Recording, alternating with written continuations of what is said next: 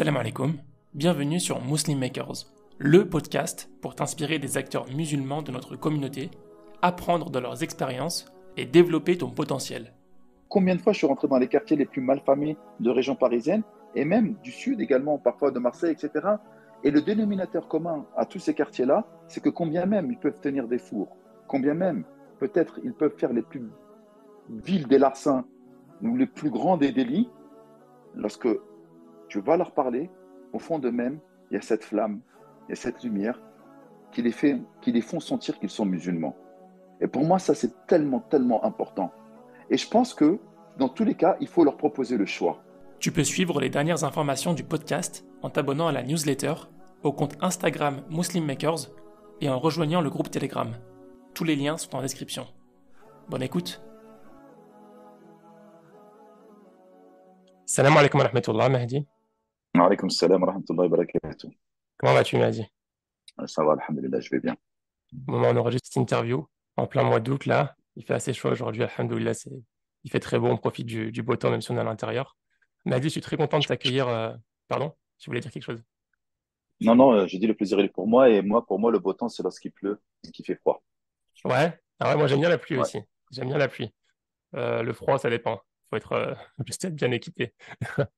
Mahdi, c'est un plaisir de t'accueillir sur le podcast Muslim Makers. On a eu l'occasion de se rencontrer récemment et de bien discuter. Et on a convenu de cette interview, alhamdoulilah. Pour commencer, Mahdi, je vais te demander de te présenter rapidement, nous dire un peu qui tu es, d'où tu viens et quelles sont tes activités. Bah alors, très succinctement, alhamdulillah, wa salatu wa salam ala rasulillah, wa ala alihi wa sahbihi wa man wala. Donc, je m'appelle Mehdi, j'ai 40 ans passés, je suis marié, père de 5 enfants. J'ai une formation d'ingénieur informatique en réseau et j'ai travaillé pour un grand groupe financier. Suite à ça, je me suis reconverti dans la restauration et j'ai ouvert un resto gastronomique. Et suite à ça, je me suis encore une fois relancé dans une autre activité. Là, je suis enseignant. Excellent. Mahdi, moi, je t'ai connu à travers les vidéos qui circulent sur Internet, tes différentes activités de prêche, de rappel, voilà, de khutbah, de ce genre de choses. Est-ce que tu peux nous parler un petit peu de cette partie-là? Tu t'es défini comme étant enseignant. Tu rentres ça dans la catégorie enseignant ou bien c'est autre chose du coup? En fait, mes activités sont complètement liées à l'instruction, à l'enseignement de tout type de matière. Je, m- je ne suis pas simplement réservé pour un enseignement dit islamique ou spirituel. Euh, je suis effectivement connu via la page Islamag, ma page Islamag que j'ai cofondue avec un ami que je côtoie encore aujourd'hui qui s'appelle Karim. Et en fait, je suis islamophile avant d'être enseignant, avant d'être imam ou avant d'être spécialisé dans l'islam. Parce que jusqu'à aujourd'hui, j'étudie encore. Ça fait pratiquement plus de 20 ans que je suis en train d'étudier maintenant. Mhm. Et le terme d'islamophile est pour moi très important parce que chacun de nous, en fait, doit tendre vers cela. C'est quoi un islamophile? C'est d'être amoureux de l'islam et de s'intéresser, en fait, à toutes les sciences islamiques et à tous les savoirs de l'islam. Pourquoi? Parce qu'en fait, avant d'être une religion spirituelle, c'est d'avoir un message du Créateur suprême des cieux et de la terre, Allah subhanahu wa ta'ala, pour l'humanité. Et il a choisi des prophètes et des messagers. Et donc, inclure l'islam non pas comme une religion spirituelle, mais sous l'aspect politique qui est la gestion individuelle et collective des gens, je trouve que ça revêt un caractère tout particulier. Et on sort un petit peu du paradigme de cette religion normative où c'est que salat, zakat, saum, hajj, règles, halal, haram. Et pour Mhm. moi, lorsqu'on prend l'islam de cette manière-là, je trouve que ça change toute une vie. Ouais. Alors, je vais essayer de comprendre un petit peu comment tu en es arrivé là et puis on reviendra un petit peu sur tes activités plus récentes. Donc, tu disais que tu as travaillé dans la finance pendant un long moment. Est-ce que tu peux nous parler un petit peu de Mehdi plus jeune, donc à quoi il aspirait, où est-ce qu'il a grandi, à quoi il aspirait, comment on en est arrivé à travailler dans la finance, et plus tard aussi, comment on en est arrivé à quitter la finance? Masha'Allah, tu me fais retomber loin dans mes souvenirs. Alors, Mehdi, c'est un petit jeune du 19e qui a grandi, qui a été broyé par, par ce qu'on lui a proposé à l'époque, à savoir breakdance, rap, quartier, euh, Scarface, Le Parrain. On a grandi dans cet environnement-là. Mm. Donc, un petit peu le bad boy. À partir de 16 ans, alhamdulillah, Rabbil Alamin, j'ai commencé à gagner pas mal d'argent. Et la vie m'a été offerte. Et j'ai remarqué en fait qu'après avoir eu ce que beaucoup de jeunes auraient voulu avoir à leur âge, je dis si c'est ça la vie, ça vaut pas grand-chose. Donc, Un comment à jour, on 16 ans rentre. tu gagnais? Comment à 16 ans, pardon, je te coupe, mais à 16 ans tu gagnais beaucoup d'argent, c'est quoi? C'est des petits boulots? C'était... Bon, on gagne pas beaucoup d'argent avec des petits boulots, mais tout ce que je peux te dire, c'est que je ne touchais pas en fait aux substances illicites. C'est-à-dire, Hmm. je n'avais pas de four ou quoi que ce soit, mais Ouais, j'avais une combine qui me permettait de gagner pas mal d'argent. d'accord. D'accord? Ok.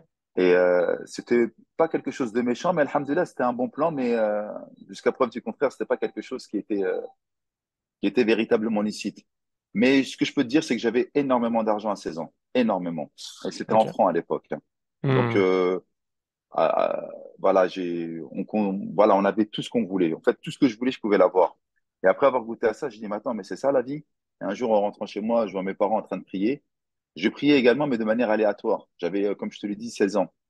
Et là, je vois mes parents qui prient, et moi, je vais dans ma chambre et je me pose sur mon lit. Je me dis, mais c'est quoi le but de la vie, en fait? Ouais. Et alhamdulillah, j'ai eu une éducation islamique et donc Allah subhanahu wa ta'ala faisait tout le temps et toujours partie intégrante dans ma vie, de mon psyché, de ma spiritualité, de mes pensées. Et j'ai dit, demain, je commence à faire la prière. Juste par rapport à ce moment-là, tu vois, je pense que c'est quelque chose d'assez intéressant parce que je pense qu'il y a pas mal de personnes, c'est ce genre d'expérience, on va dire, un peu de vide ou bien de remise en question. Ça arrive chez beaucoup de gens à cet âge-là à peu près, tu vois, en fin d'adolescence, début de période adulte, on va dire, entre 15 et 23 ans, enfin, selon les personnes, hein, je dis ça un peu approximativement. Il y a eu, à travers mes discussions avec différentes personnes, je me rends compte, et même à travers ma propre expérience, que beaucoup de personnes, en fait, il y a une sorte de parce qu'on a la culture musulmane, mais c'est comme si on redevenait en quelque sorte vraiment musulman consciemment à partir d'un certain âge, si on se remet en question. Et il y a une sorte de choix qui se fait à un moment donné. Et j'ai l'impression que c'est à ce moment-là en fait que tu t'es dit, je sais pas par rapport à quoi pourquoi en fait ça t'a motivé. On a tous nos raisons spécifiques, mais c'est intéressant parce que tu vois, on a tous, enfin, ceux qui écoutent le podcast, ils sont tous issus, pour la plupart, d'une culture, on va dire, musulmane. Et en fait, on est musulman, mais en fait, on a un choix à effectuer, un vrai choix, je pense, hein, à effectuer à cet âge-là que je viens d'évoquer. Je pense qu'on doit tous passer par là, en fait. On prend un choix conscient de vraiment se soumettre complètement et voilà, vraiment, là, ça devient conscient, parce qu'au début, c'est plutôt une transmission de la part des parents ou de l'entourage. On revient un peu plus sur ce que tu fais actuellement, mais vu que tu parles beaucoup à la jeunesse, est-ce que tu remarques toi aussi qu'il y a des sortes voilà, de périodes charnières à un âge assez jeune souvent, où les gens en fait ils prennent des décisions radicales par rapport à ça, et où il y a des remises en question, et un sentiment de vide peut-être, et puis les gens se demandent à quoi bon, et ils reviennent à l'islam de manière plus, on va dire, consciente. Ton commentaire est intéressant. Et c'est exactement ce que j'essaie de proposer en fait à la jeunesse. Et c'est cette expérience un petit peu spirituelle, transcendante que j'ai vécue. Une fois qu'on a goûté au faux brillant de la vie d'ici-bas, eh ben, une fois que tu as grandi dans la culture, écoute bien, le terme sont très importants, dans la culture islamique, parce que je t'ai dit, depuis que je suis tout petit, mon père il m'a enseigné la prière, qu'Allah le préserve, ainsi que ma maman. Amen. C'est Amen. quelqu'un qui était impliqué religieusement parlant, etc. Mais voilà, tu te suis parce que c'est les parents. Et je me suis dit, mais pourquoi tu serais musulman? Un chrétien qui grandit dans une famille chrétienne, bah, il se sent chrétien, il pense que c'est la vérité. Pareil Mhm. que l'hindou, pareil que le juif, etc. Donc là, je vois que voilà, j'ai grandi dans l'islam et je me suis dit, mais pourquoi ça serait la vérité? Pourquoi l'islam serait la réalité? Et donc, je me suis posé, après avoir goûté justement au faux brillant de la vie d'ici-bas. Et là, tu te dis, mais faut vraiment que je prenne en compte que l'islam, ça ne peut pas simplement être qu'un héritage culturel, mais ça Mhm. doit être plutôt un choix cultuel. Tu as vu, héritage culturel, c'est tes parents, tu es né de telle ou telle nationalité, tu n'as pas choisi la terre de tes ancêtres. Et ensuite, tu dois réfléchir en fait sur ton implication. Et c'est là où je me suis intéressé véritablement à l'islam. Et j'avais déjà lu Riyad de Salihin. En fait, à l'époque, il n'y avait pas beaucoup de livres en français. Il y avait Riyad de Salihin et il y Mhm. avait également Al-Arba'in Jardin des vertus. Nawawiya. Mhm. Voilà, exactement, les Jardins du Vertueux, barakallahu fi, qui est très connu, tu vois. Et en fait, c'était que cette compilation de hadiths qu'on lisait énormément. Donc, j'avais un rapport avec l'islam sur la vie du prophète et les hadiths du prophète, alayhi salatu salam. Et il y avait également le même traducteur, Salah ad-Din Kashrid, qui avait traduit également le Coran. Donc, toi, c'était vraiment très rudimentaire. Mais j'avais Hmm. cette relation avec l'islam. Et au fur et à mesure des lectures et des entretiens, et justement de l'intérêt que je commençais à porter à la religion, et beaucoup des vidéos à l'époque, c'était les cassettes VHS, où je regardais Ahmed Didat qui débattait Rahimahullah. avec Hmm. rahimahullah ta'ala, qui débattait avec les chrétiens, etc. Et là, je voyais en fait la logique implacable de notre belle et noble religion. Et là, j'ai dit, mais en fait, c'est hyper cartésien l'islam, c'est d'une logique implacable. C'est beau, ça parle à l'intellect, ça parle à la spiritualité, ça parle à l'environnement, ça parle à la Hmm. foi. Et là, j'ai dit, mais en fait, c'est trop beau. Il faut que l'humanité tout entière puisse s'intéresser à cette noble et belle religion. Et c'est là qu'a commencé, à l'époque de mes 16 ans, ma vocation pour l'islam et mon implication dans la da'wah. Parce qu'en fait, c'était pas une da'wah parce qu'il fallait faire da'wah. Kuntum khayra ummatin ukhrijat lin-nas, vous êtes la meilleure communauté qui avait été révélée aux gens. Ta'muruna bil ma'ruf, vous appelez au bien, vous interdisez le blâmable. Je le prenais pas comme un ordre de la part d'Allah, subhanahu wa ta'ala, mais comme un besoin vital pour l'humanité. Et ça, c'est une chose qui est très importante parce que je me rappelle, il y avait des gars du quartier qui fumaient du shit en bas des halls et j'allais les voir et je leur parlais. Là, t'as vu, au début, c'est Hmm. magnifique. Tu parlais à tout le monde, tu parlais avec ta famille, tu parlais avec tes parents. Ouais, papa, pourquoi tu pries comme ça? Maman, pourquoi tu pries comme ça? Est-ce que Hmm. tu te rends compte de l'implication, etc. Là, tu vois, tu remets tout en cause. Chaque acte, chaque ordre, chaque injonction divine, chaque parole du prophète, alayhi salatu wassalam, pour moi, revêt non pas un caractère sacré ou spirituel, mais c'était plus un outil, un instrument qui allait nous permettre de vivre une belle vie. Hmm. Et je pense que à partir de ce moment-là, et donc je te dis, ça remonte dans les années 96, ben c'est là en fait qu'a commencé ma prédication. Et Ouais, jusqu'à aujourd'hui, alhamdulillah, rabbil alamin, ça n'a pas arrêté. Voilà ouais, l'origine de Mehdi Islam Mag. ouais.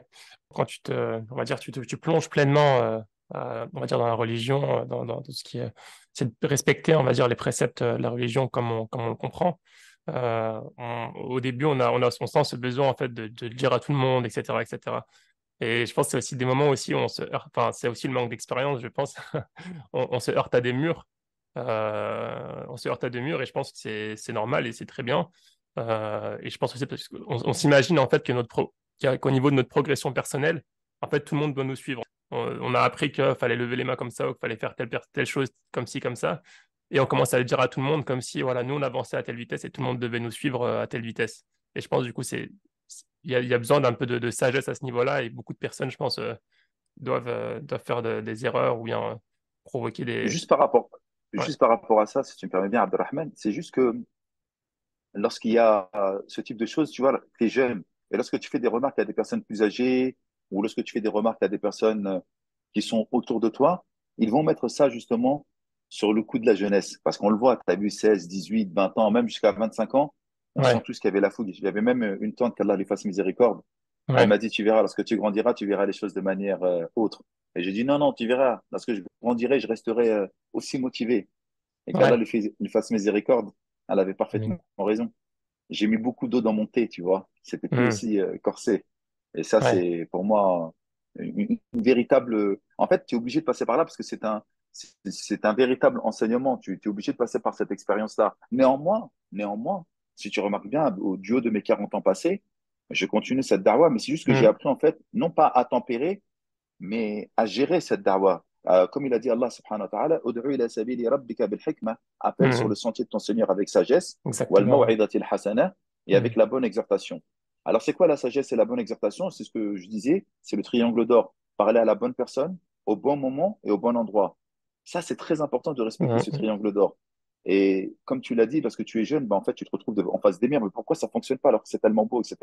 Ben, c'est juste que c'était pas la bonne personne. Tu vas pas parler à ton père ou à ta mère qui t'a changé les couches, qui t'a élevé, etc., en lui disant, mais tu fais n'importe quoi depuis tant d'années, etc. Ça ne Hmm. fonctionne pas. Là, t'es pas la bonne personne. Tu vas pas parler à une personne dans un stade de foot alors qu'il y a un match important ou devant un film, etc. C'est pas du tout le bon moment, ni le bon endroit. Donc, à un moment ou à un autre, tu sais qu'il y a des fenêtres de tir pour pouvoir appeler à Allah subhanahu wa ta'ala. Lorsque tu vas visiter un malade, lorsqu'il y a un mariage, lorsqu'il y a un décès, lorsqu'il y a une naissance, lorsqu'une personne elle est au fond du trou, lorsqu'une personne elle est pas bien, lorsqu'une personne elle se sent vraiment angoissée et morose dans sa vie, eh bien là tu sais en fait qu'elle fait un appel de phare, qu'elle se met en feu de détresse sur le bas de côté et elle te demande s'il te plaît, est-ce que tu veux bien me dépanner, est-ce que veux bien m'aider? Et c'est à ce moment-là, je pense qu'il faut commencer à parler aux gens. Mais lorsque tu es petit, bah, en fait, tu distribues à tout va. Allez, viens, Ouais. viens, et Ouais. je te parle. Et ça, tu l'apprends avec l'expérience. Ouais. Ouais. Non, je suis tout à fait d'accord avec toi.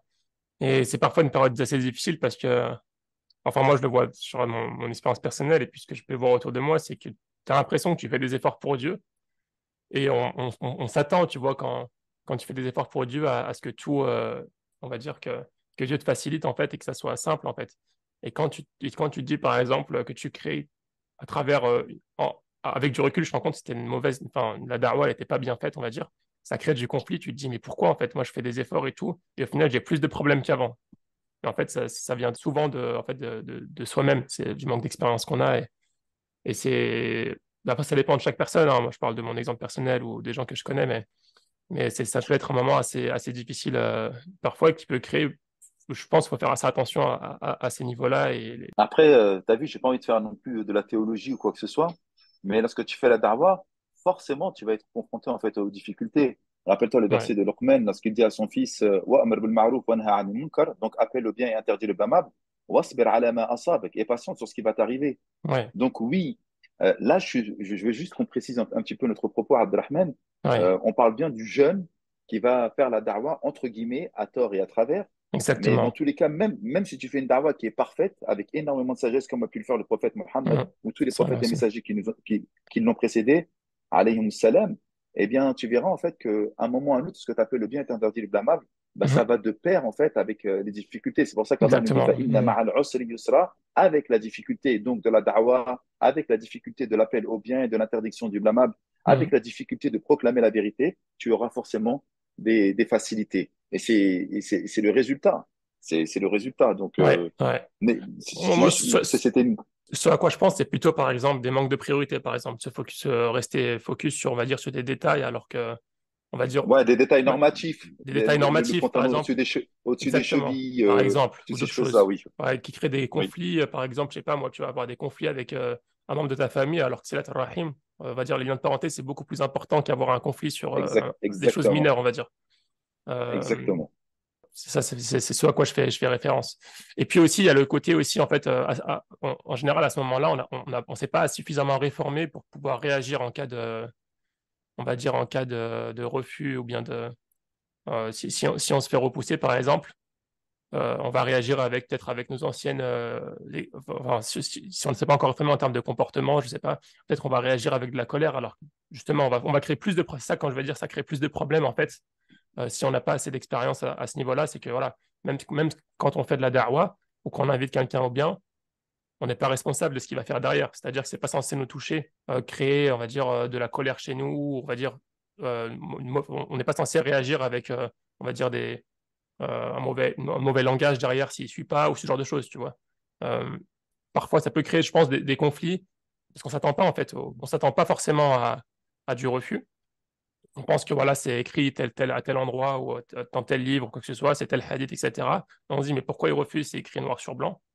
Et en fait, la réaction, comme tu dis, nous, notre rôle, c'est, en tant que musulmans, c'est d'exhorter au bien, au bon moment et avec sagesse, comme tu dis.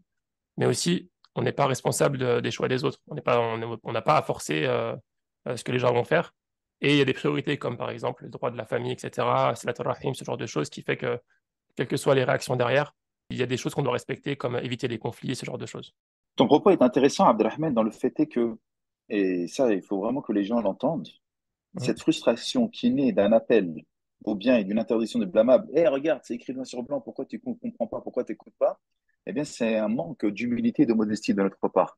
Et c'est pour ça qu'Allah, subhanahu wa ta'ala, tu me remarqueras que je fais beaucoup référence au Coran et aux paroles prophétiques, Mhm. il dit à son prophète, Innaka la tahdi man ahbabta, walakinna Allah yahdi man yasha. Tu ne guides pas ceux que tu aimes, mais c'est Allah subhanahu wa ta'ala qui guide ceux qui veulent être guidés eux-mêmes, c'est-à-dire ceux qui font un pas vers Allah subhanahu wa ta'ala.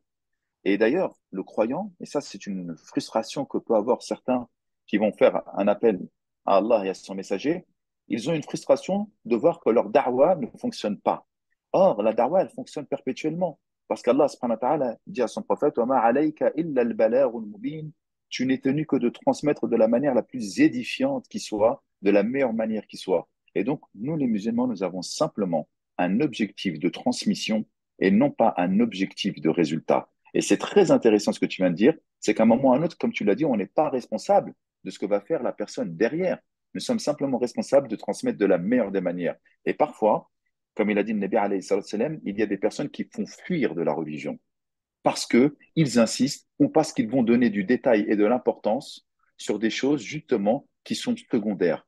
Et ça, c'est terrible à notre époque. Et les exemples, je pense, sont légion et pullulent. Et j'aimerais vraiment que les personnes qui écouteront ce propos fassent bien attention de ne pas faire partie de ces derniers. Parce qu'à un moment ou à un autre, c'est un appel au divin, c'est un appel à la vérité, à l'apaisement, à la tranquillité, à la sérénité, à la quiétude qui est proposé dans le message islamique et non pas à la contrainte. Rappelle-toi ce qu'il disait le Nabi sallallahu alayhi wa sallam, Yassir wa la tu'assir, facilite les choses et ne les rend pas difficiles, wa bashir wa la tunaffir, et annonce les bonnes nouvelles et ne fais pas fuir. Et si les gens pouvaient prendre simplement conscience que le message islamique est venu comme miséricorde pour l'univers, et d'ailleurs Allah il a commencé son livre en disant Bismillah ar-Rahman ar-Rahim et non pas Bismillah al-Shadid al-Iqab, au nom d'Allah, le tout miséricordieux, le très miséricordieux, ou le bienveillant, le tout clément. Et il n'a pas dit au nom d'Allah, le dur en châtiment, ou le puissant. Et si on arrive à comprendre cette chose-là, je pense que on arriverait à déblayer énormément de choses et à se recentrer, machallah, sur le message pour l'univers, et non pas simplement que pour les croyants. Bien, je te remercie, Mehdi. J'aimerais continuer sur ton parcours parce que là, tu nous as parlé un peu de cette période de réforme un petit peu intérieure. Ensuite, après ça, tu t'es orienté dans des études, j'imagine, en finance, vu que tu as travaillé dans la finance. Qu'est-ce qui t'a poussé à faire ça? Absolument. Alors, c'est très intéressant. C'est pas dans la finance. J'ai travaillé pour la finance, mais je n'étais pas dans la finance. J'étais au back-office. Ok. Alors, qu'est-ce qui se passe? Je me marie jeune, à 18 ans. J'ai ma fille à 20 ans. Et lorsque je me suis marié, bah, je venais juste d'avoir mon bac et je dis, mais il faut que j'arrive à subvenir aux besoins de la famille. Donc, comme tu vois, regarde, 16 ans retour, 18 ans, je me rends compte en fait que, voilà, je suis en France, liberté, on va dire, totale, tu peux faire ce que tu veux, mais un jeune, et c'est pour ça que j'appelle tout le temps, ouais, mais Mehdi, tu parles tout le temps de mariage, tu parles tout le temps de mariage. Non, je parle juste simplement de se préserver. Donc, tu arrives à 18 ans, tu dis à un jeune de 18 ans, il y a des femmes autour de lui, etc., etc., il peut succomber en fait à la tentation, il faut se marier. Le Nabi alayhi salatu wasalam, il dit Ya ma'shara shabab, man istata'a minkum al-ba'ata falyatazawwaj. Oh, vous les jeunes, donc il s'adresse à la jeunesse, celui qui a les moyens de se marier, bah, qu'il se marie. Donc moi, j'ai mon bac. Alhamdulillah, j'ai trouvé mon épouse actuelle. Et j'ai dit, mais il faut que je me mette avec elle et je ne peux pas rester dans le haram, mais je ne peux même pas faire quoi que ce soit. C'était inimaginable. Donc, je me marie. Et une fois que je me suis marié, je prends 2 ans de ma vie à faire des petits boulots, etc., pour pouvoir payer le loyer, s'occuper de ma fille qui venait de naître, s'occuper de mon épouse, etc. Et là, il y avait à l'époque, dans les années 99-2000, euh, une nouvelle entreprise qui venait juste de voir le jour, qui venait d'éclore, c'était Google. Mais là, je dis, Mhm. mais c'est quoi Google, Internet, AOL, Wanadu, tous ces trucs-là, tu vois, c'est des marques à Mhm. l'ancienne que peut-être les jeunes ne connaissent pas. Et là, je dis, mais en fait, à un moment ou à un autre, si je fais Darwa, je peux pas dire, ouais, voilà, je suis convoyeur de voitures, ou je travaille dans la bureautique, ou je fais le ménage dans des grandes enseignes, dans des grands magasins, etc. Parce que c'était tous ces petits boulots que je faisais pour essayer de subvenir aux besoins de ma famille. Et là, j'ai dit, ouais, lorsque tu es musulman, que tu dis, ouais, voilà, par exemple, tu travailles en tant qu'informaticien, ça peut en jeter, même en termes de crédibilité, c'est bien. Donc, tu vois, je réfléchissais déjà qu'il fallait se présenter en tant que musulman et avec quelque chose qui était correct à proposer. Et ouais, qu'est-ce que tu fais dans la vie? Bah, alhamdoulilah, je suis informaticien. Donc, j'ai commencé à faire un BTS en informatique et réseau. Mhm. Et j'avais une amie qui était venue justement féliciter, enfin, c'est une amie de mon épouse qui est venue féliciter mon épouse pour la naissance de la fille. Et elle travaillait en fait dans une boîte qui était à l'époque la Bourse de Paris. Et Mhm. donc, j'avais la boîte, mais il fallait juste que je trouve l'école. Et comme elle avait des apprentis dans sa boîte, elle a dit, vous êtes dans quelle école? Elle a dit, voilà, on est dans telle et telle école. Et c'est là que je suis rentré dans mon BTS. Et après, Ok. machallah, j'ai évolué au fur et à mesure. Et je me suis retrouvé à être ingénieur, parce qu'en fait, on a été racheté, etc., pour un grand groupe financier. Donc, je travaillais en back-office. Je connectais les entreprises et les banques sur les places de marché, qu'elles soient de Londres, de New York, du Qatar, de Zurich, Ouais. d'Amsterdam. On voyageait un Ouais. petit peu partout et c'est comme Ok. ça que je suis rentré en fait en back-office dans la finance. Mais Génial. back-office, j'étais Mhm. ingénieur réseau D'accord. D'accord.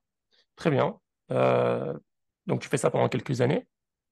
pendant 12 ans quand même. 12 ans? Ah ouais. Ouais, Jusqu'à 32 ans, ouais, du coup. exactement, jusqu'en 2012. Mhm. Tu retiens quoi de cette expérience et qu'est-ce qui t'a poussé à quitter?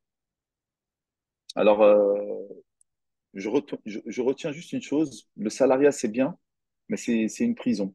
12 ans, je ne les ai pas vus passer. Euh, Très peu de liberté de mouvement. toujours un manager qui est là derrière toi. Les années se passent et se ressemblent. Salut, comment ça va? Oh, je suis dégoûté, c'est lundi. Salut, comment ça va? Super, c'est vendredi, tu vois, le week-end, poser ses vacances. Oh, attends, faut que tu vas avec ton collègue. Si tu peux partir, tu peux pas partir. Et tu vois, tu as 12 ans qui passent. Et pourquoi j'ai arrêté alors que j'avais une situation qui était très confortable? C'est qu'en 2008, alors que le monde se cassait les dents, on a eu une prime extraordinaire. Et là, je regarde, je fais, mais attends, mais je travaille dans quoi, moi, là? Après, j'ai commencé à regarder et en fait, je me suis rendu compte que je connectais des places, enfin, je connectais des banques à des places de marché, mais c'était plus en fait la bourse à l'époque, c'était des bourses avec beaucoup de produits illicites. Le marché des dérivés, le dark pool, Mhm. le paiement à échéance. Après, tu achètes maintenant, mais tu payes plus tard. Ou tu achètes maintenant, mais ça sera le prix dans 4 mois. Et toutes ces choses-là, ce sont des transactions qui sont prohibées dans l'islam. Bien que je n'étais pas directement, comment dirais-je, au cœur de ces transactions financières, moi j'étais simplement celui qui pourvoyait les autoroutes, en fait, les connexions pour pouvoir acheter. Je me suis dit, mais Mehdi, tu ne peux pas rester là-dedans, tu es un musulman, etc. Et Ouais, c'est l'antre même de la finance folle, ouais. de, de, de ceux qui achètent et revendent le blé plus de 120 fois, et c'est les prix flambent, et il y a des familles qui se créent derrière, etc. Comment tu peux Mhm. participer à ce système-là? Et j'ai décidé de quitter, alors que mes collègues, mes amis, même de la famille, mais t'es fou, mais ta situation elle est extraordinaire, tu vis bien, tu gagnes bien ta vie, etc. Et c'est vrai en plus. Ouais, Mais je pouvais pas rester là-dedans. Je me sentais extrêmement mal dans ce milieu-là. Et c'est les raisons pour lesquelles, en fait, qui m'ont fait partir. Ça m'a ouais. pris 4 ans quand même de réflexion. Entre 2008 et 2012, c'est là où j'ai mûrement réfléchi cette D'accord. décision. Ouais, c'est monté crescendo, en fait. En termes En de- fait, il fallait déjà, première année, de comprendre dans quoi je travaillais, parce qu'en fait, j'ai jamais fait attention en fait, au marché financier.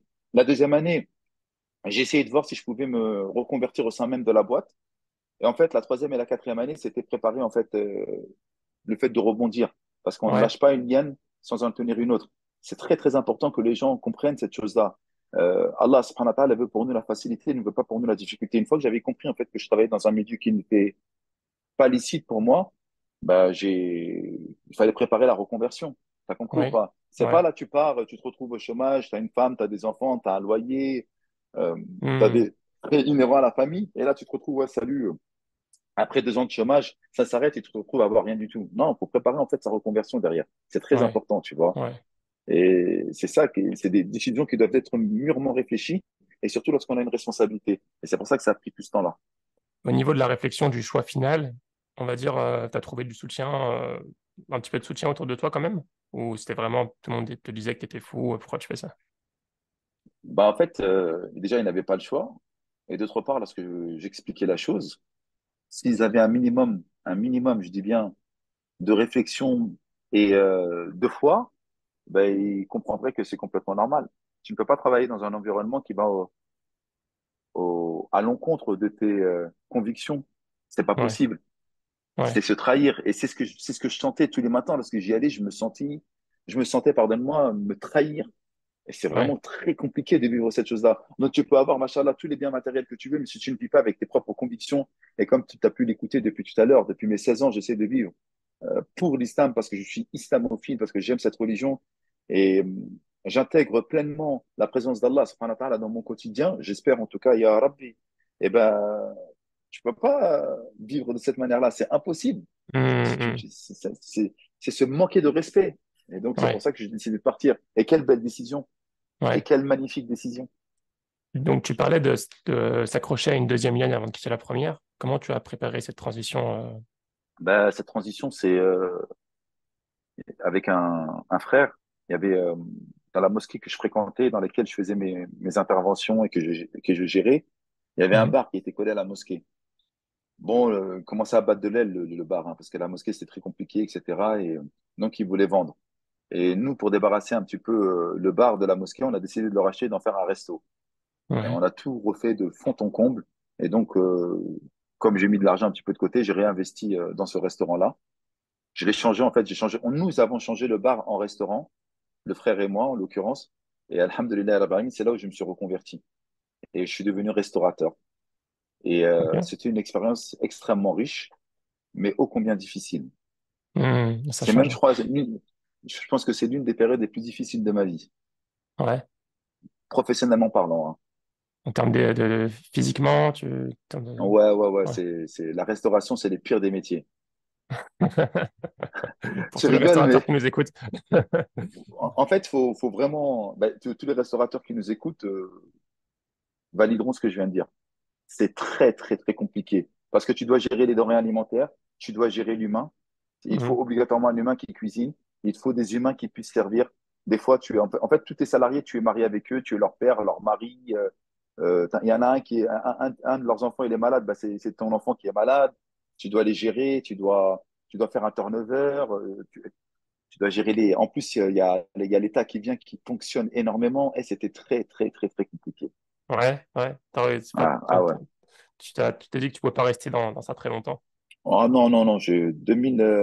2013 jusqu'à 2015, on s'est arrêté. Ouais. En plus, Ok. 2015, 2015 sont venus, il y a eu les attentats qui étaient là. Donc, tout ce qui ressemblait de près ou de loin à l'islam et les musulmans, c'est des perquisitions dans les restaurants. Nous avons vu des images à l'époque, etc., etc. Ouais, ouais. C'est déjà que le métier était difficile, plus ces attentats de 2015, c'était doublement, triplement difficile.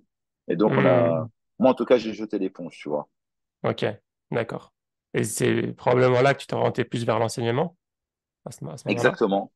Bah, en fait, j'ai toujours été dans l'enseignement. J'ai Ouais. toujours fait durant même mes années de bourse, même mes années d'informaticien, même lorsque j'étais dans la restauration, j'ai toujours enseigné.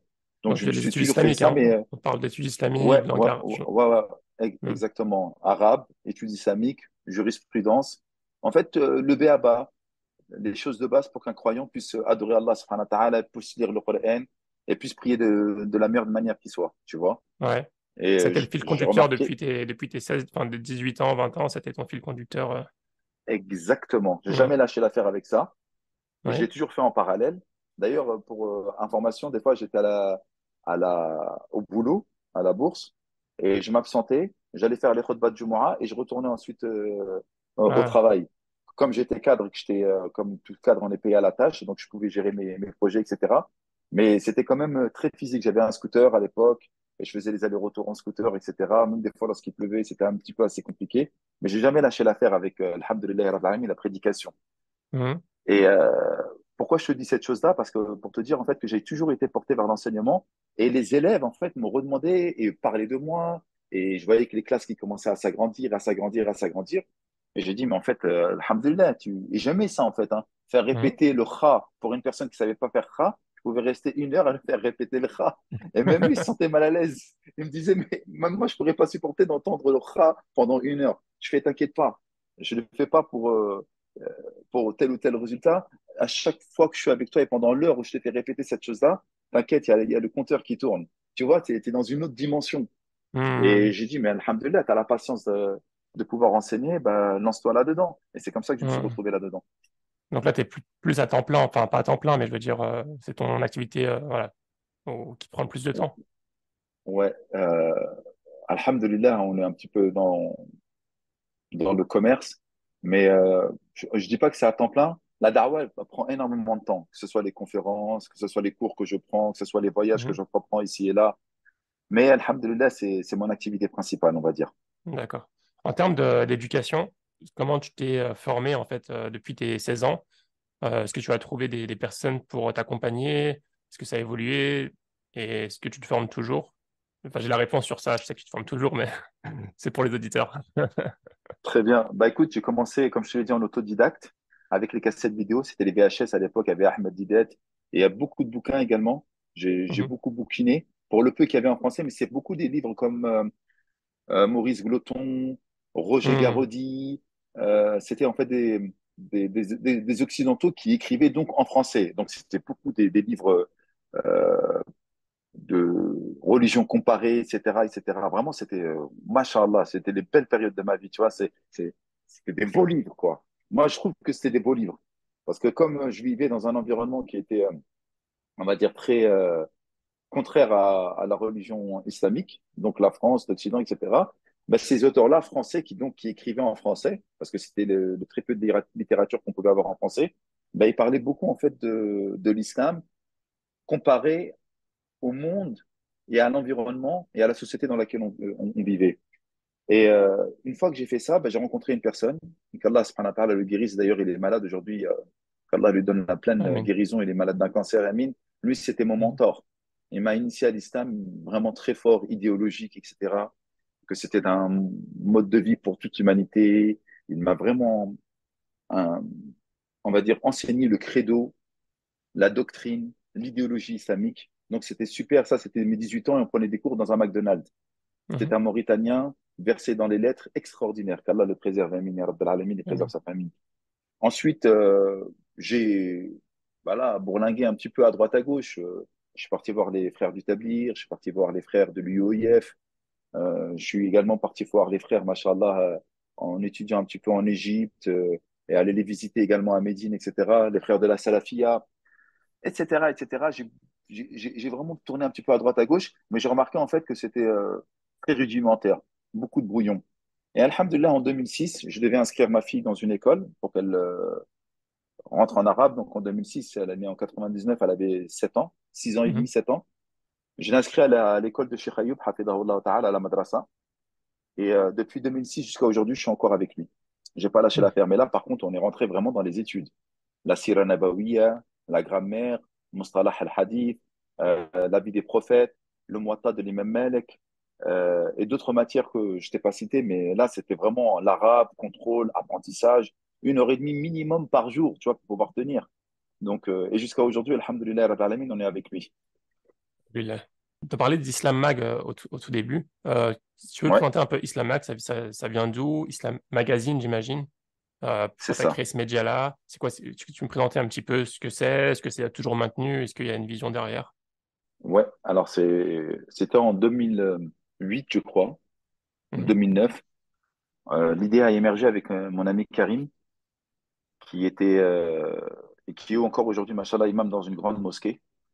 Mhm. L'idée a émergé qu'en fait, il nous fallait un média, c'était à l'époque d'Internet, donc il y avait énormément de sites qui foisonnaient un petit peu partout. Et on voulait pas faire un site qui était exclusivement tourné vers la jurisprudence ou vers les hadiths ou vers le Coran, mais on voulait faire véritablement un site qui puisse être tourné vers le quotidien des musulmans francophones européens. Et c'est pour ça qu'on l'a Mhm. appelé magazine, parce que dans un magazine, tu peux avoir des recettes de cuisine, tu peux avoir une page voyage, tu peux avoir une page histoire, tu peux avoir une page culture, tu peux avoir une page spiritualité, adoration, etc. Tu vois? Parce que le magazine, en fait, offre un spectre assez large pour pouvoir, en fait, parler à beaucoup, beaucoup de personnes. Et donc, on a Mhm. fait et on a créé le site en ligne Islam Mag. Donc, il y Ouais. avait énormément de choses, des biographies, etc., etc. Et cetera. Et c'est comme ça qu'en fait, l'idée a émergé d'Islam Mag. Donc, le temps passe, on a ouvert un site. Juste après, dans les années 2008, 2009, 2010, 2011, l'essor des réseaux sociaux, le web 2.0 est arrivé. Et donc, en fait, les sites étaient complètement en perte de vitesse. Mhm. C'était incroyable. Facebook est passé par là pour les dinosaures, hein, je m'adresse. Ensuite, il y a Insta qui est arrivé. Ensuite, Ouais. il y a Snap qui est arrivé. Ensuite, il y a tous les Twitter, etc. Et donc, un site Internet n'avait plus aucune visibilité parce que les gens ne passaient que beaucoup de temps sur le 2.0. Donc, qu'est-ce qui s'est passé? Plutôt que d'entretenir un site, etc., on a fait quoi? Bah, on a créé un compte Twitter, un compte Facebook, un compte Insta. Et l'aventure Islama continue maintenant sur le web 2.0 avec beaucoup d'interactions, excuse-moi, avec les internautes. Ok. Maintenant, ça devient. Je suis allé voir sur la chaîne YouTube, c'est principalement des vidéos de toi, du coup. Des prêches, Ex- des rappels. ex- Exactement. Je suis toujours en contact avec Karim. Néanmoins, on a remarqué, en fait, malheureusement, je dis bien malheureusement, que les articles, la lecture ne pouvaient se faire via Internet. Internet, le web 2.0, c'est beaucoup de vidéos, c'est beaucoup d'interactions, c'est beaucoup de visuels, tu vois, c'est pas de la lecture. Et Istamag, bah voilà, c'était beaucoup, beaucoup d'articles. Et comme mon ami Karim n'est, entre guillemets, il est plus porté vers les questions intellectuelles, les analyses de fond, etc. Et en écrit, c'est extraordinaire. Bah, Istamag, bah, s'il fallait qu'il continue, il fallait un petit peu une présence visuelle. Et ce qui m'a projeté un petit peu sur le devant de la scène, parce que j'ai toujours été dans la darwa, comme tu le sais, comme je te l'ai dit depuis tout à l'heure, depuis 96 et mes 16 ans, c'est Mhm. la vidéo du Covid en 2020. Ouais. Deuxième jour de Ramadan, voilà, il y a une vidéo qui a explosé. J'ai essayé de la retenir. J'ai demandé aux gens de ne plus la partager, mais parce que je voulais pas me retrouver sur le net. Mhm. Et malheureusement, ou heureusement, hein, peu importe, Allah Azza wa Jal jugera peut-être, Inch'Allah, qu'Allah fasse en sorte que ça soit un bien, et ben, elle a Ouais. explosé Amen. partout. Et donc, au fur et à mesure, il y a eu un écho qui était très intéressant. C'est mes filles qui sont venues me voir et m'ont fait, papa, la jeunesse, parce qu'elles sont très souvent sur les réseaux, tout ça, dit, ouais, mais la jeunesse, elle a beaucoup apprécié ce type de discours franc, direct, qui rentre, entre guillemets, dans l'art. Et là, ils disent, voilà, ça marche bien, papa, tu devrais y aller. Et c'est ainsi, subhanallah, que je me suis retrouvé sur le devant de la scène et que Islam Mag, et ça reste toujours un magazine parce que je parle d'énormément de choses. Hein. Je parle pas simplement que de spiritualité, mais je parle de faits Mhm. sociologiques, etc. La seule chose que je m'interdis de parler, c'est d'actualité. Ouais. L'actualité, c'est quelque chose qui est très compliqué, très clivant, et c'est pas un travail de fond. Si tu veux parler d'actualité, tu vas dans le bistrot du coin, tu vas voir Mhm. Momo ou je sais pas quoi, et tu parles d'actualité, tu vois, les Mhm. discussions de comptoir.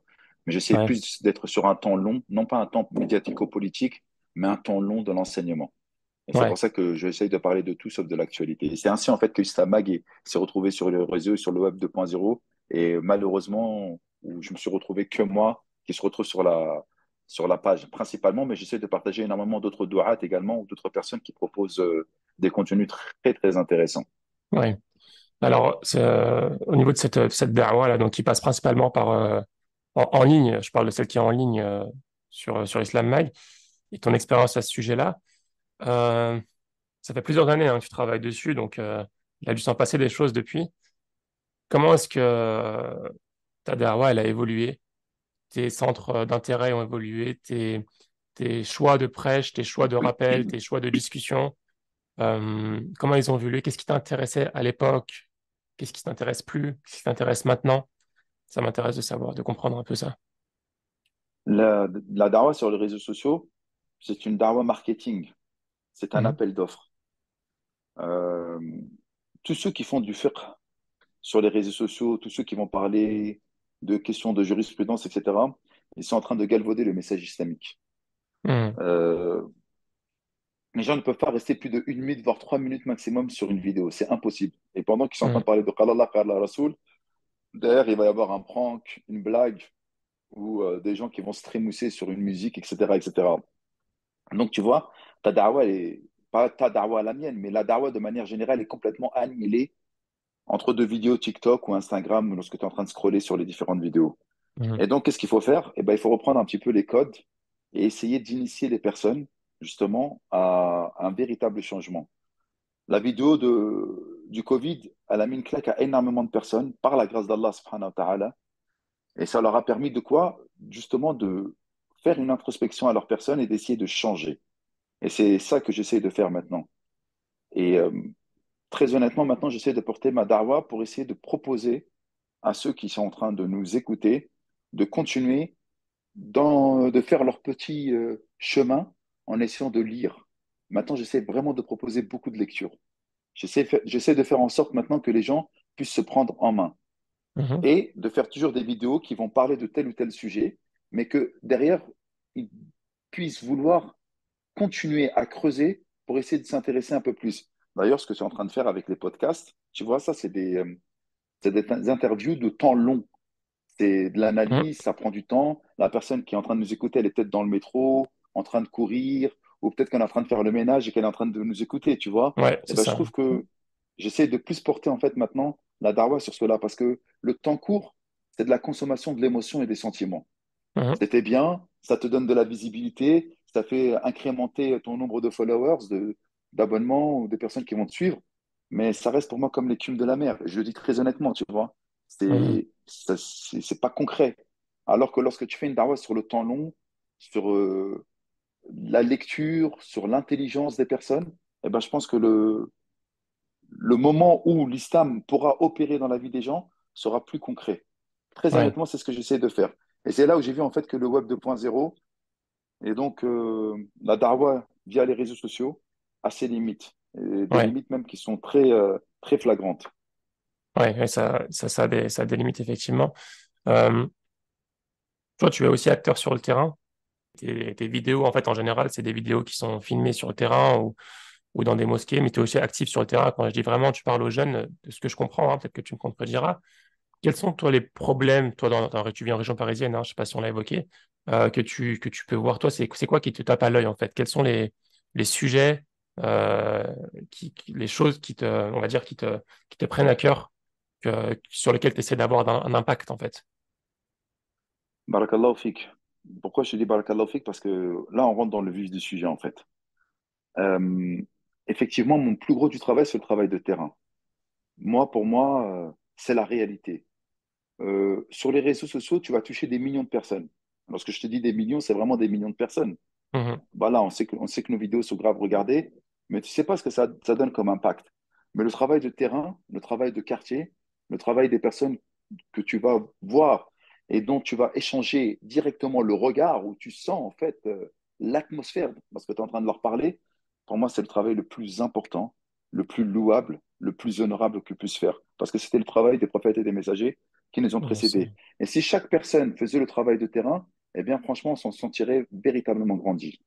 Qu'est-ce que je suis en train de te dire?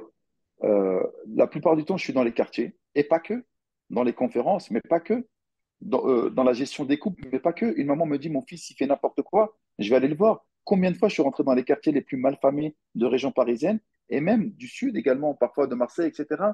Et le dénominateur commun à tous ces quartiers-là, c'est que combien même ils peuvent tenir des fours, combien même peut-être ils peuvent faire les plus vils des larcins ou les plus grands des délits, lorsque tu vas leur parler, au fond d'eux-mêmes, il y a cette flamme, il y a cette lumière qui les font sentir qu'ils sont musulmans. Et pour moi, ça, c'est tellement, tellement important.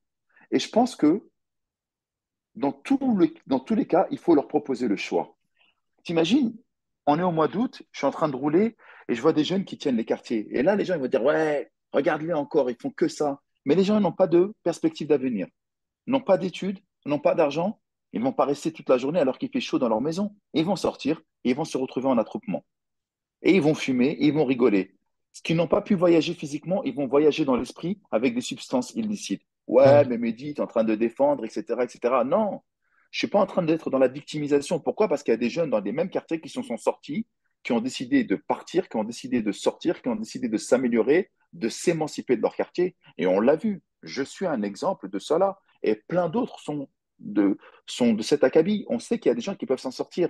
Mais nous savons très bien également que la grande majorité des humains, et ça c'est une tradition d'Allah dans sa création, ne sont pas véritablement portés vers le combat, vers l'effort. Et c'est pour ça, subhanallah, que les gens prennent toujours le choix de la facilité. Et on l'a vu Ouais. dans tout, tu vois. Donc à un moment ou à un autre, je ne cautionne pas ce qu'ils font, je ne leur trouve pas des excuses, mais je peux comprendre cette situation-là. Mais qu'est-ce que j'essaie de faire, comme je te l'ai dit tout à l'heure, c'est d'essayer de leur proposer le choix. Eh les gars, vous pouvez rester ici et faire comme tout le monde, mais vous Mhm. pouvez également, machallah, vous sublimer, vous émanciper et vous rapprocher d'Allah. Celui qui fait un pas vers Allah, Allah, il a court vers lui. Vous êtes des musulmans. Je leur ai dit la dernière fois, je me suis retrouvé à Gennevilliers avec des jeunes et je leur ai dit, mais si je n'étais pas musulman, si je n'étais pas venu avec ma casquette d'imam, vous ne m'auriez même pas écouté, vous m'auriez même envoyé balader.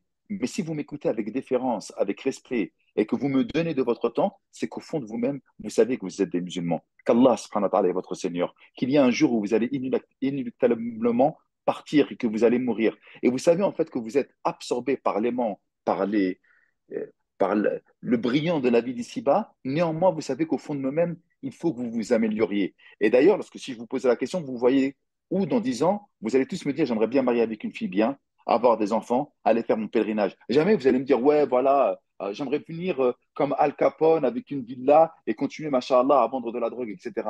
N'importe Mhm. quel jeune, il te dira qu'il voudra se ranger à un moment ou à un autre, qu'il voudra avoir une vie de famille, une vie somme toute normale. Ouais. N'importe quel jeune, il te dira ça. Et bien Ouais. justement, il faut aller les voir sur leur terrain en leur disant, les gars, vous avez véritablement une chance de pouvoir changer. Et j'ai dit, vous Ouais. pouvez en vouloir à deux personnes. La première personne à qui vous pouvez en vouloir, c'est à vos parents. Parce qu'ils ne vous ont pas montré qui était Allah, qui était le prophète Mohammed. Ils ne vous ont pas parlé de votre belle et noble religion. Et ils devront en payer devant Allah subhanahu wa ta'ala ces manquements.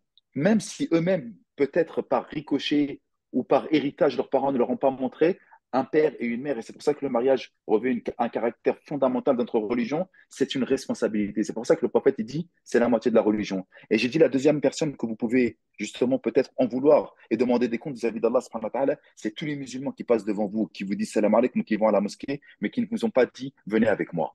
Wallah et que vous avez le droit de leur demander des comptes également, Yawm al-Qiyamah. Parce que tous les jours, ils vous disaient salam alaikum pour vous, pour se préserver, pour se protéger de vos méfaits, parce que vous faites peur, parce que vous tenez les rues, parce que vous parfois vous parlez mal, etc.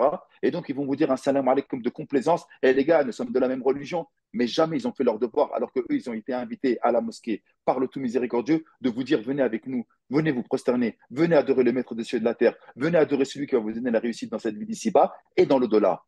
Et pour moi, c'est très important ce travail de terrain. Combien de jeunes, combien de papas passent devant ces petits jeunes? Et c'est quoi? C'est 10, 15, 20 personnes qui gangrènent un quartier. Mais tu imagines si chacun passait, leur disait, venez, on va prier, etc. Ben, wallah, l'alim, il y aura même un, même deux, 10% qui vont arriver à la mosquée. On aura fait notre travail. Mais Hum, malheureusement, les gens ne font plus ce travail de terrain. Et ce travail de terrain, c'est le travail de tout croyant. Et c'est pas un ouais, travail d'imam, hein. Ouais, et là, mais ils vont dire, ouais, mais arrête de jouer l'imam. Qu'est-ce que tu racontes? N'importe quel musulman doit faire ce travail à sa modeste échelle. Il y en a, ils ne sont pas portés vers le discours. Il y en a, ils ne sont pas portés vers la discussion. Il y en a peut-être qui n'ont pas la manière. Ils sont trop énervés ou ils démarrent trop vite. Mais tu peux tout le temps faire en sorte de parler. Tu peux tout le temps ouais, montrer, essayer d'aiguiller les gens. Et je pense que si chacun de nous faisait ce travail individuel, ben, la vérité, nos jeunes ne seraient pas ainsi, ouais, ne finiraient pas ainsi. Pour moi, ouais, c'est vrai que ce sont ouais, des victimes, mais ce sont également des personnes sacrifiées. ouais. Justement, tu as cité les mosquées. Qu'est-ce que tu penses, toi, de l'État, donc en région parisienne, hein, vu que c'est là-bas que, même si tu voyages beaucoup, hein, au final, tu dois avoir un aperçu t'as dû avoir un aperçu de ce qui se passe en France, dans toute la France. Qu'est-ce que tu penses de l'acte actuel des mosquées? Est-ce que les mosquées sont des lieux en dehors des horaires de prière et pour se prosterner, comme tu disais? Est-ce qu'elles ont un rôle à jouer en termes d'accueil? Est-ce qu'elles l'assument pleinement? Est-ce qu'il y a des choses à faire au niveau des mosquées aussi? Parce que, au niveau de mon expérience personnelle, et c'est pas le cas qu'en France, hein, c'est le cas dans plusieurs pays que j'ai pu visiter. La mosquée, c'est souvent un lieu où tu viens, tu pries, personne ne te parle et tu repars. Alors, à qui est la responsabilité? Est-ce que c'est la personne qui vient qui devrait parler aux gens d'elle-même? Est-ce que c'est la mosquée, enfin les fidèles qui sont là depuis un bon moment qui devraient s'organiser pour pouvoir être plus accueillants? Est-ce qu'il y a d'autres choses qui devraient se rajouter? Qu'est-ce que tu en penses en fait de l'état actuel de la mosquée en tant que lieu de culte et d'entité pour les musulmans? Il y a des mosquées, mais je ne vais pas les exposer, qui remplissent pleinement leur rôle. Mhm. Al-Masjidu Markazun lil-Islam wal-Muslimin. La mosquée est un centre pour l'islam et pour les croyants. D'ailleurs, lorsque tu regardes dans les médinas, Mhm. dans toutes les villes du monde, la première chose qui est construite, c'est la mosquée. Et ensuite, tel un escargot, c'est les demeures qui sont construites autour de la mosquée. C'est extraordinaire. La Ouais, mosquée est un lieu de vie, un lieu d'échange, un lieu de prière, un lieu de réunion, un lieu d'instruction, un lieu d'enseignement. Et malheureusement, les mosquées de France, surveillées comme le lait sur le feu, ne peuvent plus pleinement remplir leur rôle.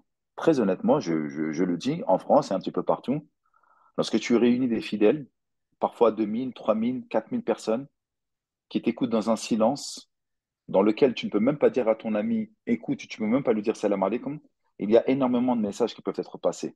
Sans carton d'invitation ni quoi que ce soit, la prière du vendredi est tellement importante, tellement politique, parce que c'est là où en fait on va parler de la vie individuelle et collective des gens, c'est là où on va distiller les conseils, les recommandations, les exhortations pour les fidèles qui sont venus écouter.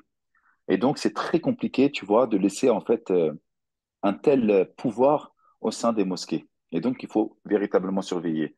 Et lorsqu'il y a un imam qui essaie d'émanciper sa religion tout en étant respectueux et garant des règles de vie commune, du savoir-vivre ensemble, eh bien, on ne supporte pas. Je l'ai appris à mes dépens, juste pour avoir parlé juste d'une pudeur, dont les trois religions abrahamiques en font une vertu, d'accord, Mhm. la pudeur. Eh ben, ça m'a valu en fait d'être mis de côté dans une mosquée. Et c'était des pressions pas possibles sur les responsables de cette mosquée. Il y en a qui vont tenir le coup, et je pense à certaines mosquées qui gagnent même au Conseil d'État, même s'ils ont eu une fermeture administrative de 6 mois, mais à la fin, ils ont gagné parce que le droit perdure toujours. Et il y en a d'autres qui disent, ouais, mais je ne peux pas me fermer la mosquée pendant 6 mois, tu te rends compte, c'est très grave, etc. Et donc, ils préfèrent se taire. Et c'est la grande majorité des mosquées. Là, je parle d'un point de vue politique.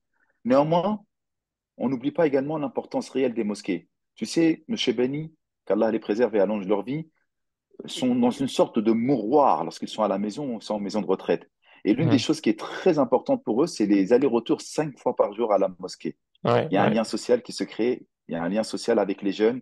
Ils écoutent, ils échangent et ça les fait sortir de leur maison, ça les fait marcher, Hmm, ça les fait rencontrer d'autres personnes et ça les connecte avec Allah subhanahu wa ta'ala pour le moment où ils vont se séparer de leur vie. Donc oui, je peux comprendre qu'ils ne veuillent pas fermer ces mosquées et donc il y a un juste équilibre à faire. Et mhm, il y a des mosquées qui, aujourd'hui encore, machallah, des jeunes de 15 ans, 14 ans, 13 ans qui sont à l'école de la République et qui apprennent le Coran et qui remplissent pleinement leur rôle de manière extraordinaire. Et il y a des gens qui sont dans l'ombre, qui ne sont absolument pas connus et qui sont dans des mosquées et qui font un travail exceptionnel. Tout ouais, est une question de volonté, tout est une ouais, question de paradigme de choix. Et donc, si tu me parles des mosquées, eh bien entendu, ça va être au cas par cas. Les mosquées ouais, en région parisienne ou les grandes mosquées vont être sous le viseur des autorités, et donc ça va être très compliqué, mais celui qui veut faire quelque chose, il pourra largement le faire. Le meilleur pour moi du travail à faire, c'est de travailler dans la durée, sans tapage, sans grande, comment dirais-je, exposition, et de faire en sorte de faire travailler le quartier. Pour moi, c'est mhm, très, très important. Donc, ne pas être pessimiste et regarder en face les problèmes que peuvent rencontrer les mosquées en France. ouais. Pourquoi je te dis ça? C'est parce que tu m'évoquais un peu les jeunes de quartier, mais il n'y a pas que les jeunes de quartier, hein, même enfin, les jeunes, même ceux qui peuvent, qui font des études ou qui travaillent, etc. Souvent, en fait, dans les mosquées, et je pense que c'est assez indépendant, en fait, du fichage de la part de l'État ou quoi que ce soit, parce qu'il n'y a pas forcément besoin de discours. Souvent, en fait, la relation que les gens ont avec la mosquée, c'est je viens, je prie, je repars. Et ça s'arrête à là, en fait. Et il va y avoir parfois des groupes qui se créent. Souvent, c'est les anciens, les Shibani, ou les gens qui ont construit la mosquée, ou quoi que ce soit.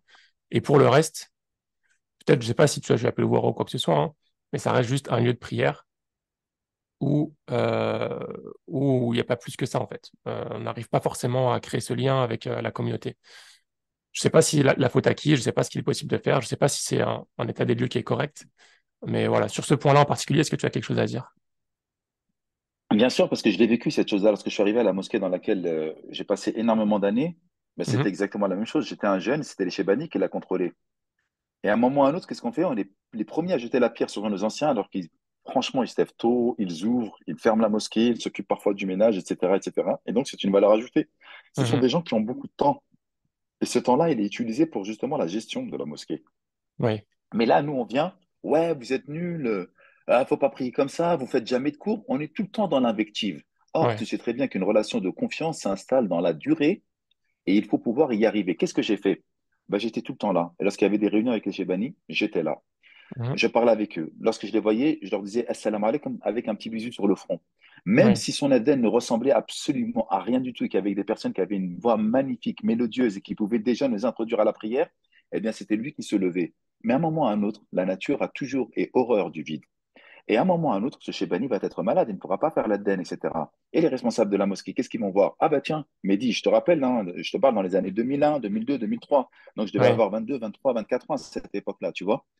Ils disent ah ouais, mais Rami Foulen n'est pas là. Vas-y, mais dis, lève-toi et fais l'Aden. Et pourquoi ils m'ont oui, proposé de faire l'Aden? Pourquoi? Parce qu'en fait, j'ai toujours été là avec eux. J'ai subi, j'ai patienté, j'ai participé à la vie de la mosquée. Et donc, à un moment ou à un autre, lorsqu'il y a un absent, comme tu as toujours été là depuis 1 an, 2 ans, une relation qui va s'installer dans la durée, eh bien, oui, vas-y, tu peux faire l'Aden. Ils l'ont écouté une fois. Ah, machallah, tu fais bien l'Aden. Et donc, maintenant, tu vas tourner avec Rami Foulen. T'as compris? mhm, Ah, un frère, il vient, il fait une khutbah en arabe. Tu vas aller voir, tu vas voir l'imam qui fait Machallah, ta khutbah, elle était magnifique. Est-ce que tu me permets de la traduire pour les francophones? Ah ouais, ça serait bien. Lui, il est content. Il dit mon discours. Il va être encore plus audible parce que maintenant, lui va traduire ce que moi j'ai dit. ouais, Et là, ouais, tu rentres petit à petit dans l'association. Tu proposes. Tu ne critiques pas. mhm, Les gens sont dans la critique plutôt que dans la proposition. On tourne et on a une seule et même cible, c'est la satisfaction d'Allah et de son messager. S'il y a une mosquée qui est gérée par les Chebani, eh bien, rendre dans l'organisation de ces Chebani, même mhm, s'ils sont difficiles, Wallah et la qu'ils ne sont pas fermés. Il faut juste installer une relation de confiance. Et donc, tu fais mhm. la traduction. Ah, tiens, Mehdi, t'étais où vendredi dernier? J'ai fait la khutbah, t'as pas fait la traduction. Un jour, il sera pas là, Mehdi, est-ce que tu peux faire la khutbah en arabe et en français? Ouais, bien sûr, tonton, aucun problème. Et c'est ainsi que la jeunesse peut commencer, j'aime pas le terme, mais s'infiltrer dans les organisations des anciens. T'as compris ou C'est pas? intéressant ce que tu dis. Mais à un moment ou à un autre, il faut arrêter de critiquer. Ouais, c'est des gens qui adorent Allah subhanahu wa ta'ala et qui ont besoin de faire confiance. Comme tu le sais, la mosquée, elle est surveillée comme le lait sur le feu. Donc, eux, ils vont faire quoi? Ils veulent pas avoir des problèmes avec les autorités, surtout les anciens. Laissez-les tranquilles. Tu vois, le colonialisme qui est passé par là, etc., ils sont encore colonisés de l'esprit, etc.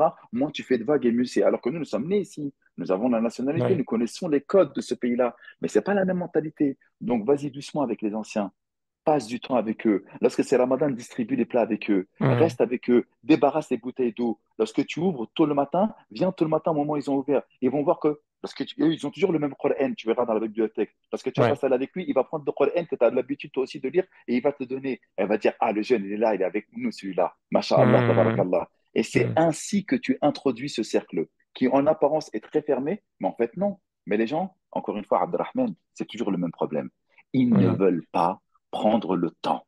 Ils ne veulent pas passer du temps. 1 an, 2 ans, c'est comme la dawa. Mon frère, je lui ai parlé pendant 1 an, il ne veut pas faire la prière. Ah, vas-y, c'est bon. Mais tu n'as pas d'objectif de résultat. Tu as un objectif de transmission. Parle-lui pendant 2 ans, 10 ans, 15 ans, 20 ans. Le plus important, c'est pas comment il a vécu, mais c'est comment il va mourir.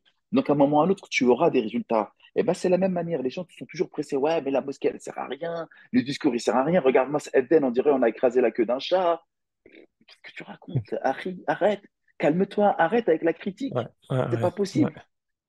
Donc, lorsque tu me poses la question comment faire, bah, je pense qu'il y a un énorme biais de réussite en intégrant le cercle de nos anciens. Eux, ils seront contents. Et toi, tu Mhm. seras content puisque tu arriveras à tes finalités. Sache que la mosquée, c'est pas 2 ans. La mosquée, bi'idhnillah ta'ala, lorsqu'elle a été achetée, elle est ouverte pour longtemps. Ouais. Les bonnes choses s'installent dans la durée et Ouais. jamais par à coup. Ouais. Ouais. Ouais. C'est intéressant ce que tu dis. Ouais. Et je suis aligné en grande partie avec ce que tu dis. Je pense qu'il y a, on va dire, il y a, alors c'est quoi le mot?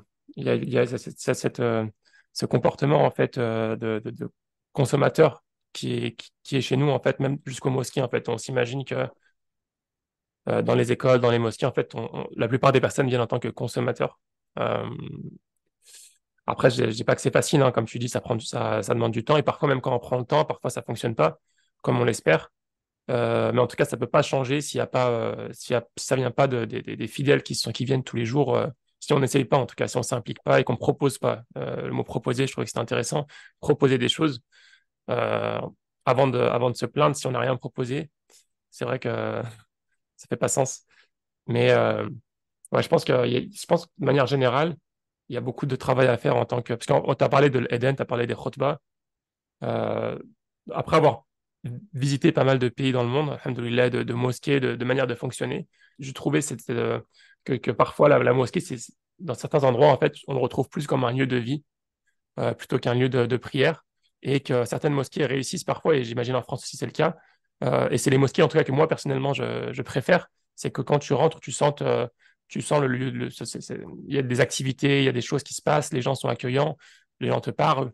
Euh, et au contraire, celle où tu te sens le moins bien, entre guillemets, où tu as envie le moins de faire des choses, c'est les mosquées où c'est plutôt froid, les personnes ne viennent te parler. Quand tu vas parler aux gens, on t'esquive, ou ce genre de choses. Et il n'y a rien qui est proposé en dehors des khutbahs et des prières. Mais dans tous les cas, en fait, si on veut que les choses changent, au lieu de critiquer, c'est toujours plus intéressant d'essayer de proposer des choses. Et je te suis à ce niveau-là. Euh, Mehdi, je voulais te parler aussi de. On arrive bientôt à la fin, hein. Dans quelques minutes, je te poserai les questions de la fin. Mais avant ça, je voulais te demander un petit peu, selon toi, quelle est la situation globale, si tu veux nous faire un état des lieux un peu de la communauté comme toi, tu la vois. euh, Quels sont pour toi les sujets qui devraient être les sujets d'attention de la communauté en termes sur lesquels on devrait s'attarder et travailler? Et comment est-ce que tu penses que la communauté va évoluer en fait dans les prochaines années au niveau de la direction qu'elle prend actuellement? Ah, c'est une grosse question. Ouais. L'étincelle, on sait que là, il y a la bonbonne de gaz qui est ouverte au sein de la communauté et c'est une étincelle qui peut changer la donne. Ça, je suis parfaitement au courant. Beaucoup critiquent les réseaux sociaux, mais je trouve que l'essor des réseaux sociaux a donné une énorme impulsion à la darwa et à l'islam. Pour l'instant, ça reste de surface, mais alhamdulillah, comme je le dis, c'est un super coup marketing, les réseaux sociaux. Parce qu'avant, on n'entendait pas parler d'islam, maintenant tout le monde parle d'islam. Et d'ailleurs, ça crée des personnes hybrides, des foulards avec des ongles hyper longs, super maquillés, ça parle de barbus qui écoutent du rap, qui font n'importe quoi, etc. Mais bref, l'islam s'est installé. Maintenant, on entend parler d'islam ce qui était avant très inaudible. On- L'islam est devenu audible au sein de la communauté.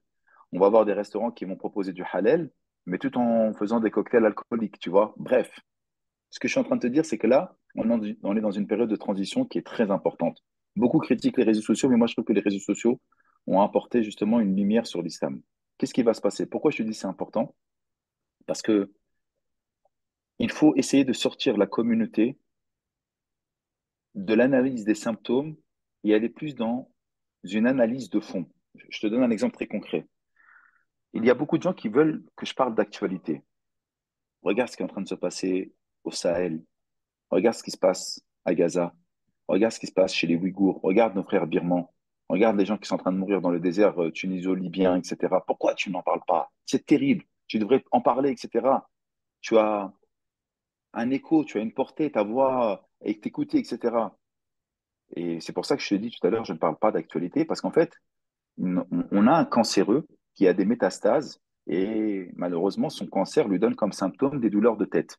Et donc, qu'est-ce qu'on va faire? On va donner un Doliprane pour que justement sa douleur de tête se calme et ensuite, les métastases, ils sont toujours là, le cancer est toujours là. Eh bien, pour moi, c'est exactement la même chose. On parle d'actualité en disant, ouais, regardez, condamné, c'est grave ce qu'il fait la Palestine, regardez à Jénine, regardez les enfants comment ils meurent, regardez, subhanallah, nos frères subsahariens, comment ils sont en train de souffrir, etc. Mais en fait, on s'attaque simplement qu'aux symptômes, et en parlant, ça va faire du bien, un exutoire, d'accord? Mais on n'a absolument rien changé. Le mal est toujours là en train de gangréner notre communauté.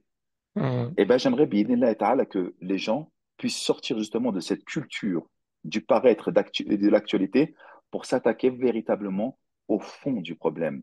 Et une fois qu'on a, bi'idhnillah ta'ala, réussi à passer le cap, d'arrêter d'être dans la culture de l'émotion, mais plus dans la culture de, comment dirais-je, de l'analyse profonde, eh bien, Inch'Allah ta'ala, on va pouvoir y arriver. Et pour ce faire, il faut, Inch'Allah ta'ala, pouvoir se libérer du carcan dans lequel nous avons mis. Et ça va être très court ce que je vais dire, mais pour moi, c'est le maître mot du changement qui doit opérer dans notre communauté. Tu as vu, lorsque tu vois un bodybuilder, tu le vois Mhm. avec, mashallah, ses muscles hyper développés. Au début, c'était un gros flasque. Il ne faisait rien du tout. Mais à un Mhm. moment ou à un autre, il a eu dans son esprit l'idée de devenir quelqu'un de bien portant et de super bien sculpté. Qu'est-ce qui s'est passé? Cette idée-là était dans sa tête, mais elle n'était simplement qu'à l'état d'idée. Mhm. Et grâce à ça, il a mis tout un protocole, il s'est autodiscipliné pour arriver à ce résultat. Mhm. Or, notre communauté n'est même plus dans l'idée de pouvoir être la meilleure communauté qui a été révélée aux gens. Maintenant, c'est l'idée d'avoir une hijra en or, doré, dans les pays du Moyen-Orient, l'idée de pouvoir réussir des commerces, d'avoir une villa avec piscine, d'avoir une femme, mashallah, Shakira avec un foulard super belle, etc., etc. On est dans Mhm. l'idée, en fait, d'une consommation matérielle qu'on a, on va dire, enjolivée avec les joyaux de l'islam. Mhm. Mais c'est complètement faux. C'est comme si on avait pris un islam complètement capitaliste, mais complètement coupé de ses racines et de ses objectifs premiers. Si Mhm. le musulman, regarde, ils disent quoi? Non, de toute manière, c'est fini, c'est la fin du monde. Mais Dajjal, il va arriver, la venue Ouais. de Sayyidina Isa va arriver, ça ne sert plus à rien du tout. Est-ce que tu Mhm. imagines que même dans l'idée, il n'est même plus dans la projection qui peut encore changer le monde, alors que les Ouais. croyants de l'époque du Nabi, sallallahu alayhi wa sallam, etc., ou comme C'est disait ça. Malik Ben Nabi, ils avaient déjà l'idée que l'islam était un vecteur de changement pour Mhm. l'humanité et le monde. Donc, si tu annihiles déjà dans l'œuf, tu tues déjà dans l'œuf l'idée qu'un musulman est quelqu'un qui va changer, qui va être une boussole, un guide, un phare, eh bien, tu Mhm. n'arriveras pas. Eh bien, moi, j'aimerais que comme le bodybuilder, il a réussi à se sublimer parce qu'il s'est donné l'idée qu'il allait être quelqu'un de super costaud, eh bien, j'ai envie que le musulman, au lieu de penser à des idées qui ne servent à rien du tout, d'une réussite matérielle ou d'une réussite sociale ou d'une réussite dans les réseaux sociaux avec beaucoup de followers, qu'il se remette dans l'idée qu'il est là comme un vicaire d'Allah subhanahu wa ta'ala sur Terre et qu'Allah subhanahu wa ta'ala va l'utiliser pour le changement de la planète Terre tout entière.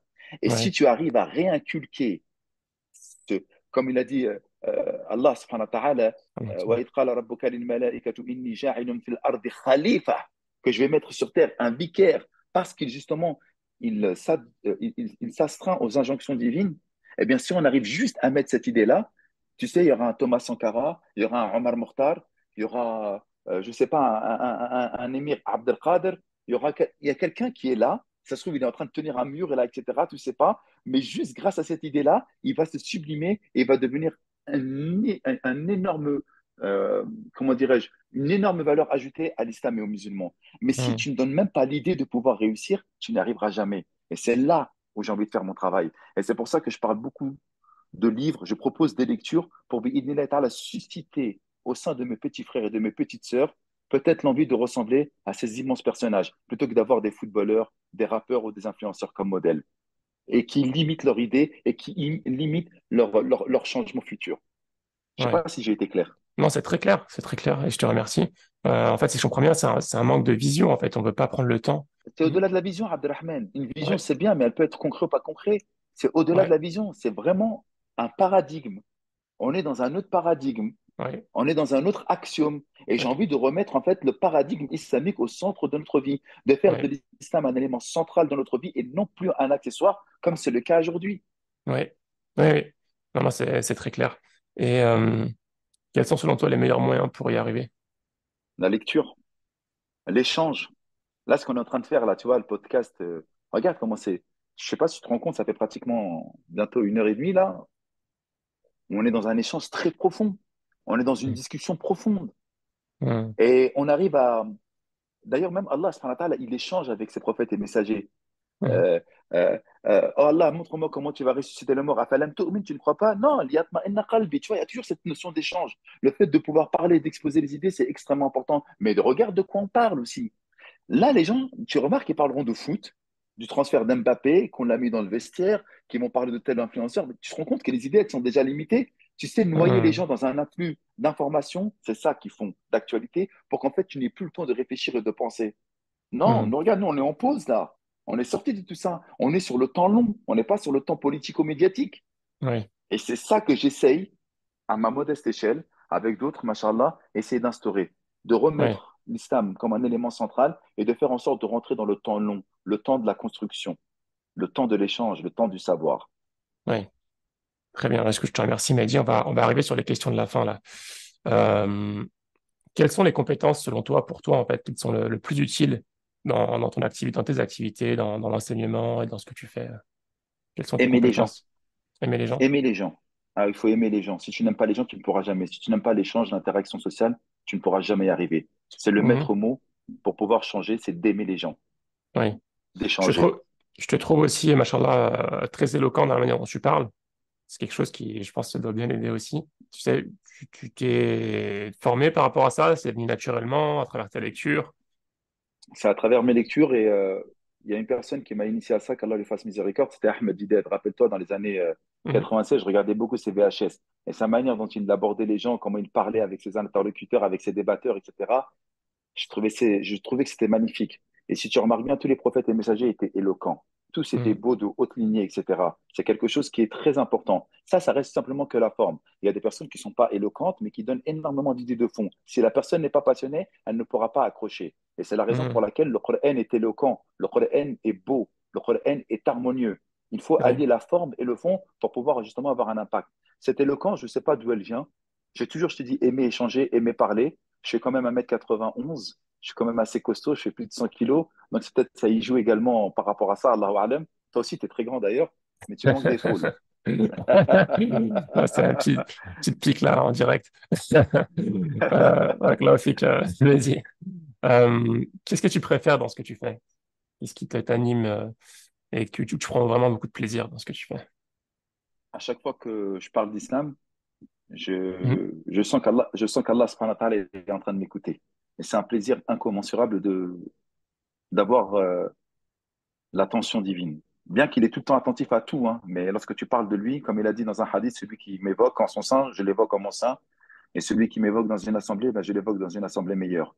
Et ben, je trouve un immense plaisir, une satisfaction extraordinaire dans ce hadith. De savoir que le Créateur suprême des cieux et de la terre nous évoque, toi et moi, actuellement, Abdelrahman, dans une assemblée meilleure, tu ne peux même pas t'imaginer comment ça me fait énormément du bien. Et de savoir que je suis toujours, parce que lorsque plus tu parles d'Allah, donc tu es dans l'évocation d'Allah, et ben Allah il t'évoque, bah, tu as l'impression d'être toujours avec ton Seigneur. Et c'est quelque chose qui est exceptionnel. C'est mon petit jardin secret qui me donne toujours la pêche de pouvoir parler, même si des fois c'est très compliqué et très dur. Ouais. Est-ce que tu as des routines qui reviennent régulièrement, tous les jours, toutes les semaines, je sais pas, qui t'aident à progresser et à garder ton énergie? Parce qu'on sait que dans la darwa, on a besoin d'énergie, on a besoin de se, voilà, même dans tout travail, hein, mais on peut perdre la motivation, voilà, on a besoin de se ressourcer. Quelles sont tes sources, toi, pour te ressourcer, tes routines? Alors, j'ai une routine qui est quotidienne, c'est de se lever à la prière du sobah, Mhm. mais pas à la maison, d'aller le faire à la mosquée, de Mhm. s'arracher de son lit, de se manger la pluie, le froid, peu importe, et d'aller à la mosquée. Ça, c'est extraordinaire. Commencer ta journée par un combat et gagner ce combat contre ton nefs, déjà, c'est magnifique. Ça te permet, Ouais. machallah, d'initier d'autres combats dans la journée dans lesquels tu vas gagner. Ensuite, j'ai une routine qui est, on va dire, plus bimensuelle, c'est un voyage. Le voyage, ça permet toujours de mettre un reset sur ton quotidien, de prendre toujours du recul sur ta vie, sur ton environnement, sur ta famille, pour pouvoir revenir un peu plus fort. À chaque fois, tu dois casser. Pour moi, c'est très, très, très important de casser avec des voyages. Ouais. Et enfin, il y a une routine qui est très importante, et pour moi, elle est également quotidienne, c'est de pouvoir lire, en fait. Et tout Ouais. type de lecture. Là, je lis en ce moment 5 livres. Il faut des romans. Il faut pouvoir lire des livres qui vont t'inspirer par d'immenses auteurs, par d'immenses personnages qui ont jalonné la vie de l'islam et des musulmans. Et ça, c'est très important pour aller chercher du peps. Parce qu'eux Ouais. aussi ont souffert. Eux aussi ont eu des moments très difficiles dans leur vie. Et lorsque tu vois, eux, ce qu'ils ont réussi à surmonter, bah, alhamdoulilah, tu te dis, allez, vas-y, toi aussi, il faut que tu accélères. Parce que celui qui Ouais. emprunte le chemin de la darwa, c'est très, très compliqué d'être exposé. Ouais. Justement, en parlant de livres, quels sont tes deux, trois livres préférés là, qui te viennent en tête, qui t'ont marqué? Alors, je vais donner 3 livres pour moi et ça va aller du plus difficile au plus facile. L'un des livres, pour moi, les plus faciles que chacun doit pouvoir lire pour comprendre le message islamique, c'est la vie du prophète, alayhi salatu wassalam. Et j'en choisis 2 principalement, celle d'Étienne Diné, la vie de Mhm. Mohammed, ou bien celle de Martha Lings, qui est extraordinaire. Vraiment, il faut que n'importe qui, n'importe quel musulman, en fait, je ne comprends pas qu'un musulman puisse suivre le message du prophète sans connaître le prophète. Ça, pour moi, Ouais, c'est incroyable. Mhm. Ça, Mhm. c'est l'un des livres les plus importants que je pourrais conseiller. Le deuxième livre, pour moi, qui est extraordinaire et qui a changé véritablement ma vision des choses, c'est L'Islam entre l'Est et l'Ouest de Begovic, Lisez Begovic. C'est un Mhm. livre qui est vraiment compliqué. Il faut le lire avec un petit peu de base. Mais je sais que, machallah, tes auditeurs sont des personnes très intelligentes. Donc, alhamdulillah, Mhm. j'espère qu'on pourra en toucher un ou deux s'ils n'ont pas lu. Celui-là, ou bien Tawhid d'Ismail Farouqi, ou bien encore La morale du Coran de Mohamed Abdallah Draz. Ces 3 livres-là, pour moi, c'est des livres qui vont changer véritablement leur vision de l'islam, de la vie et du monde. C'est en Ok. fait des comparatifs entre les philosophes, la conception très matérialiste occidentale et la morale du Coran. C'est extraordinaire. Et enfin, le troisième livre pour moi qui est, comment on va dire ça, qui est inspirant, c'est le livre de Issa Meyer, qui est sorti il n'y a pas longtemps. C'est 30 héros de l'islam. Ça part de Sayyidina Abu Bakr alayhi salam et ça finit par Malcolm X. Et Mhm. là, c'est vraiment, vraiment inspirant. Là, il y a beaucoup de larmes qui coulent, beaucoup de résolutions. Et tu vois en fait que l'histoire de l'islam et des musulmans n'a jamais été un long fleuve tranquille. Et Ouais. que tu sais en fait que ta vie, c'est une lutte et que tu dois lutter pour espérer avoir le pardon et l'infinie Ouais. miséricorde d'Allah pour te faire entrer au paradis. Vraiment, Ouais. pour moi, c'est. J'ai pas fait que 3 livres parce que bon, voilà, mais les livres que je viens de te citer sont vraiment, vraiment Ouais. importants pour passer un cap, je pense, Ouais. dans notre perception de l'islam. Ouais. Le troisième que tu as évoqué là, par rapport au fait de comprendre un peu que comme tu dis, ça n'a jamais été un long fleuve tranquille.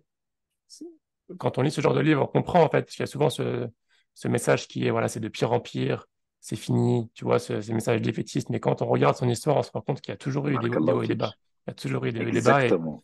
on change comme tu dis, de paradigme en fait. On se dit, soit on veut faire partie de ceux qui sont défaitistes, soit on veut faire partie de ceux qui veulent participer au renouveau de l'islam où qu'on soit. Exactement. Barakallahu fik. C'est exactement ça. Et là, tu remarques en fait que ça a toujours existé. Qu'il y a des personnes. Tu regardais à l'époque des Mongols où là, on voit comment les Birmans se font décimer, ou comment les Ouïghours se retrouvent enfermés, etc.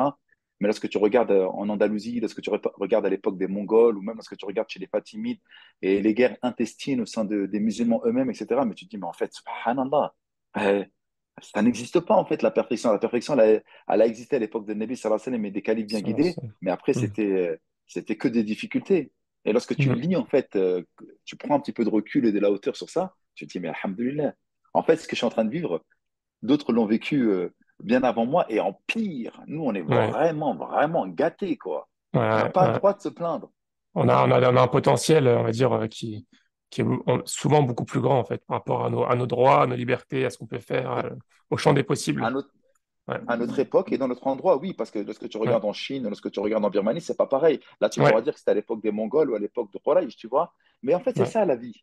C'est chaque période, et nous, on doit utiliser la période qui est nôtre pour essayer de se sublimer au maximum. Et d'autres auront d'autres combats à mener.